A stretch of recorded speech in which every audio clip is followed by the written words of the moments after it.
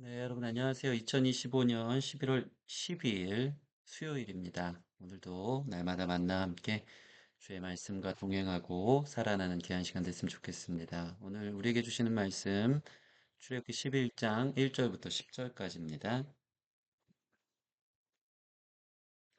여호와께서 모세에게 이르시기를 내가 이제 한 가지 재앙을 바로와 애굽에 내린 후에야 그가 너희를 여기서 내보내리라. 그가 너희를 내보낼 때에는 여기서 반드시 다 쫓아내리니 백성에게 말하여 사람들에게 각기 이웃들에게 은금패물을 구하게 하라 하시더니 여호와께서 그 백성으로 애굽 사람의 은혜를 받게 하셨고 또 그 사람 모세는 애굽 땅에 있는 바로의 신하와 백성의 눈에 아주 위대하게 보였더라.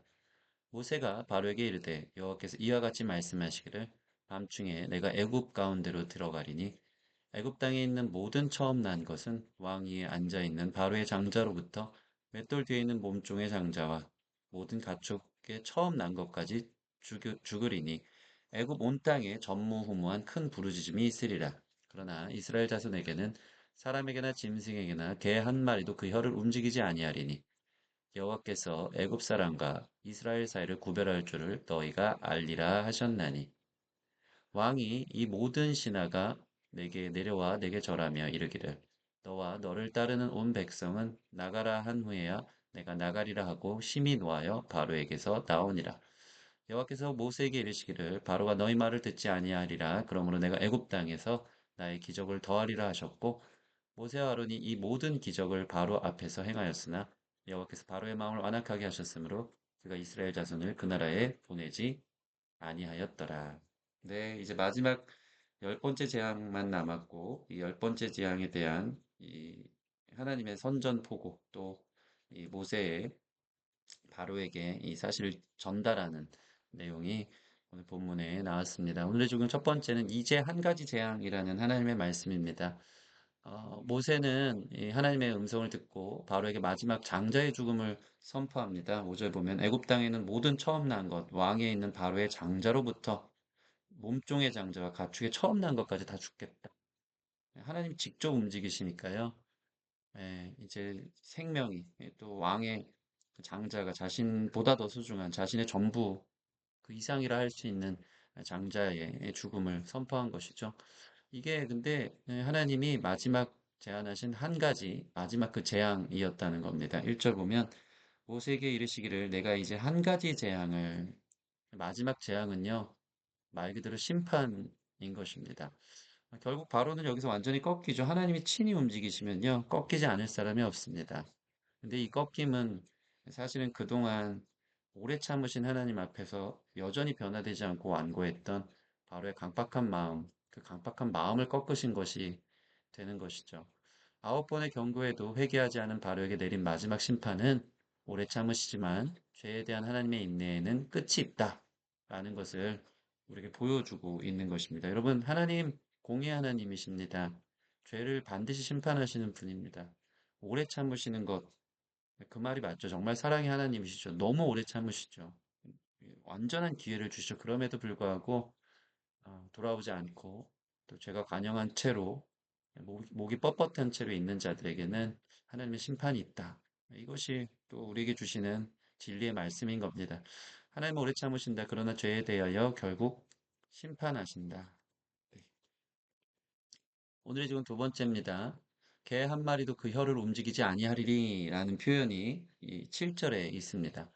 자, 하나님은요, 그 반대로 원래 심판의 날이 또 다른 사람에게 하나님의 백성에게는 구원의 날이거든요. 그래서 이스라엘의 완전한 구원과 승리를 약속합니다. 저와 여러분들의 삶이 이 편에 속할 수 있는 구원과 승리의 편에 속할 수 있는 저와 여러분들인 줄 믿습니다. 그래서 하나님이 어떠한 구원의 승리를 주시냐면요. 이스라엘이 떠날 때 빈손으로 나아가지 않게 하시죠. 2절 보면 백성에게 말하여 사람들에게 각기 이웃들에게 은금패물을 구하게 하라 하시더니 예, 그냥 노예 생활에서 이제 끝났다, 청산됐다 하면서 그냥 자유를 얻었으니까 나가는 게 아니고요. 애굽에 있는 온갖 응급폐물을 구하게 하셨습니다. 마치 전리품처럼 얻게 하신 거죠. 이것은 하나님께서 이스라엘 백성들에게 오랜 노역에 대한 보상이죠. 하나님 틀림없는 분입니다. 하나님 보고 계시고요. 오랜 노역에 대한 철저한 그 보상을 허락하신다는 것이죠. 예, 특별히 이렇게 가지고 온 은근패물, 이 승리의 전리품을 나중에 성막을 만드는 엄청난 재료가 되게 합니다. 이들이 어떻게 성막을 만들었겠습니까? 그 금으로 도배된 듯한 막 해달의 가죽, 온갖 휘황찬란한 여러 재료들, 예, 그런 나무들, 이것들 어디서 났겠습니까? 광야에서. 근데 이것들이 애굽에서 가져온 것들로 성막의 재료가 된다. 성막의 재료가 된다는 것은 저와 여러분들이 잘 아는 것처럼 예배의 재료가 된다는 것이죠. 예, 여러분, 하나님이 우리를 구원해 주시고 승리의 전리품을 주시는 그 모든 것들로 우리는 구원받은 그날 하나님 임재 앞에 하나님 나라에서 천상에서 예배하는 모든 것들의 삶의 이유들이 재료가 되어져서 예배하게 될 줄 믿습니다. 모세는 애굽 땅에 있는 바로의 신하와 백성의 눈에 특별히 아주 위대하게 보였다라는 겁니다. 여러분, 사실은 모세는 80 먹은 할아버지고 그가 그 대단한 누구도 쳐다보지 못했던 애굽 땅에서 어떻게 이스라엘 백성들을 구원해내겠다고 누가 생각해 봤겠습니까? 아무도 감히 상상할 수 없었던 부분이 이제 이루어지는 겁니다. 결국에는 완전한 역전이죠. 그래서 이 출애굽한 이스라엘 백성들을 보면서 바로의 신하와 애굽 사람들은요, 그들이 매우 커보였고 위대해 보였을 것입니다. 3절 말씀 보면 여호와께서 그 백성으로 애굽 사람의 은혜를 받게 하셨고 또 그 사람 모세는 애굽 땅에 있는 바로의 신하와 백성의 눈에 아주 위대하게 보였더라. 여러분 이게 우리의 정체성입니다. 우리가 뭐 세상에서 놀랍고 대단한 업적들, 성공하는 것들 없어도 내가 주 안에서 구원받았다는 사실이 기적이고요. 그 사실이 세상 사람들 앞에서 결국에는 위대한 일, 참 남다른 일, 엄청난 일로 보여지게 될 것입니다. 이게 완전한 승리의 기쁨 아니겠습니까? 구원의 놀라운 역사를 통해 하나님의 영광이 나타나는데요. 우리가 구원받은 사실은 모든 사람 앞에 위대한 사건이 될 것입니다.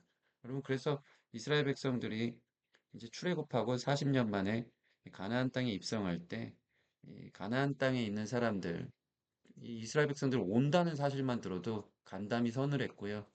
예, 그들의 마음이 녹았다고 표현하고 있지 않습니까? 그게 뭡니까? 그들이 출애굽했다는 사실, 구원받았다는 사실이 기적이기 때문에 그들은 어떻게 그럴 수가 있지? 느끼면서 이스라엘 백성들을 두려워했던 것이죠. 저와 여러분들이 그런 존재입니다. 우리에게 하나님이 계시고요.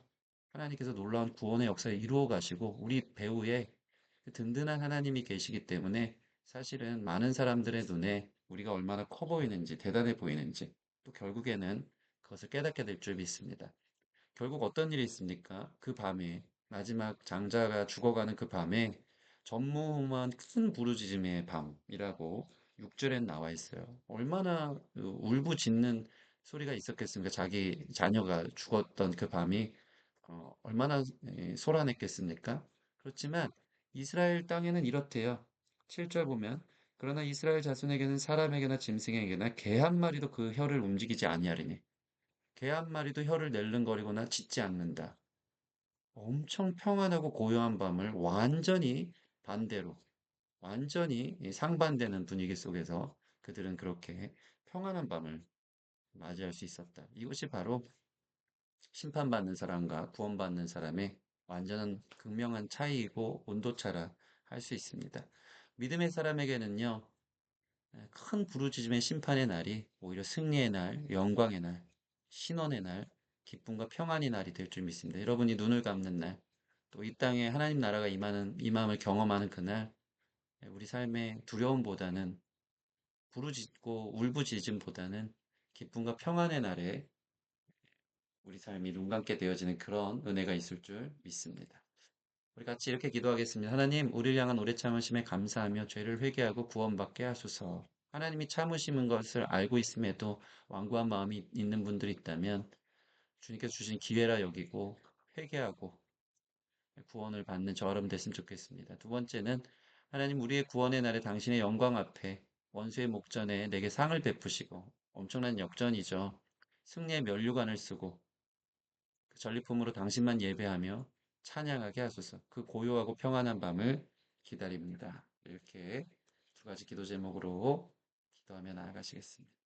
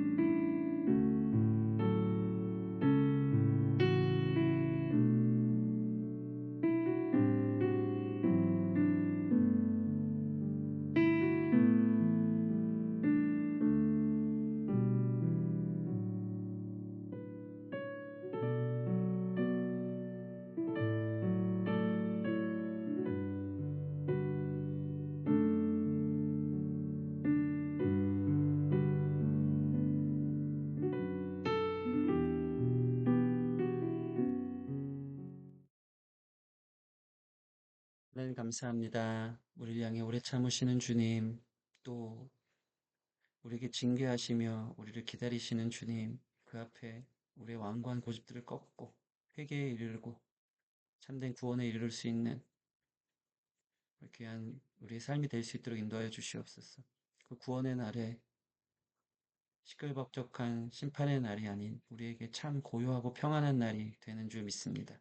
승리의 전리품을 취하고 또 주님의 영광을 우리가 그 빛을 받고 또 많은 사람 앞에서 또 위대하다 여겨지며 완전한 승리를 경험하는 그날을 꿈꿉니다.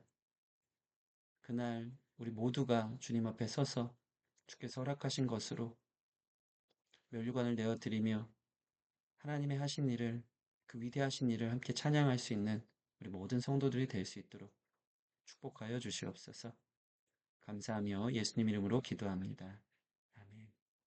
네, 구원받은 백성답게 당당하게 또 기쁨 가운데 평안 가운데 살아가는 오늘 하루가 되기를 원합니다. 감사합니다.